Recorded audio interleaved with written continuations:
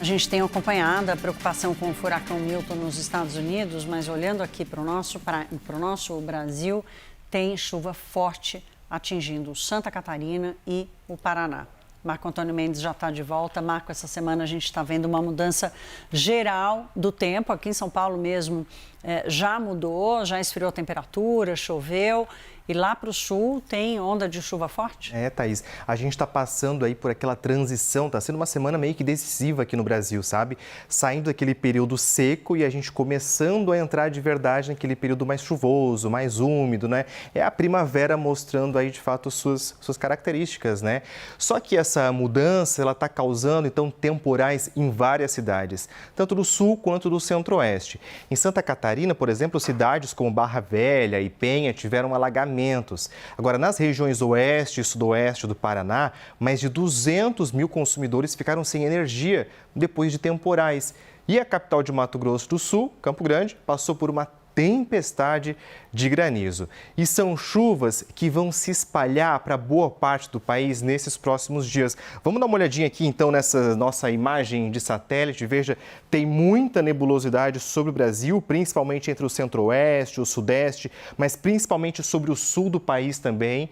E o que vem causando isso é uma área de baixa pressão que trabalha ali na formação de nuvens carregadas e que agora está se transformando numa frente fria. Essa frente fria, então, ela começa então a se deslocar do sul para o sudeste, o que deve deixar o tempo bastante instável nesses próximos dias. Com isso, então, aumenta o risco de temporais em grande parte do centro-sul do país. Toda essa área que a gente vê em laranja aqui, desde o Rio Grande do Sul até Minas, Goiás e Mato Grosso, também pode ter chuva volumosa, persistente até alguns momentos significativamente perigosa. Isso porque os ventos eles podem ser fortes, chegando ali a 100 km por hora, inclusive também com chance de granizo. A atenção maior continua sendo com Santa Catarina, que vem registrando chuvas que praticamente não param desde ontem.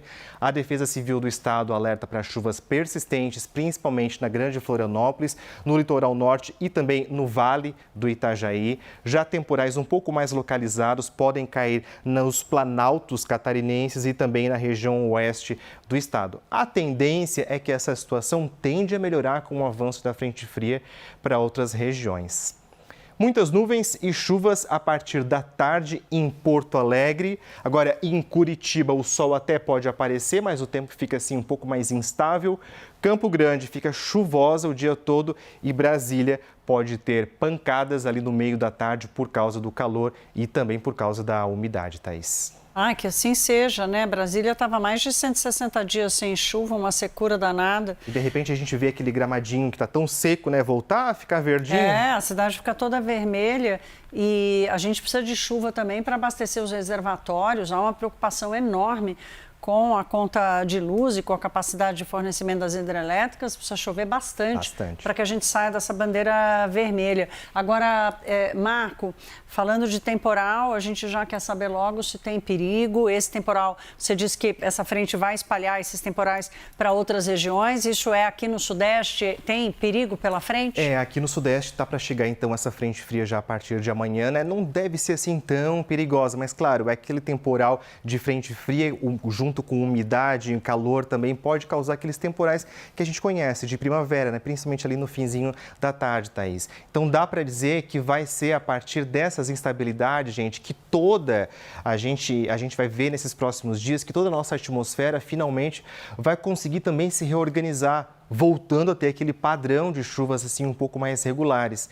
Então, nos estados do Sudeste, a semana ela vai terminar ainda, de certa forma, um pouco abafada, tá? Só que essa chuva vai ajudar a dar uma refrescada ali ao longo do dia. Em São Paulo, veja, a chuva forte ela deve chegar assim um pouquinho mais no meio da tarde. Então, sendo esperados cerca de 25 milímetros de chuva, e aí é um volume bem considerável. Também tende a chover no Rio de Janeiro, em Vitória e também em Belo Horizonte, que tem uma condição ali parecida. Só que o volume esperado para o dia, então, deve ser menor nessas cidades. A única região que vai permanecer assim com tempo firme o dia todo vai ser o Nordeste. Salvador e Recife amanhã podem ir aos 27 graus de temperatura máxima. Fortaleza tem previsão de 30 e Teresina ainda muito mais quente, podendo chegar aqui aos 39 graus. No Nordeste, Thaís, a gente sabe, né? É esse período um pouco mais seco mesmo que começa a chegar lá agora, mas a gente, como você falou, a gente torce para que esse período úmido, esse chuvoso, comece a regularizar a chuva por todo o país, porque olha, várias cidades aí com mais de 4, 5 meses sem chuva.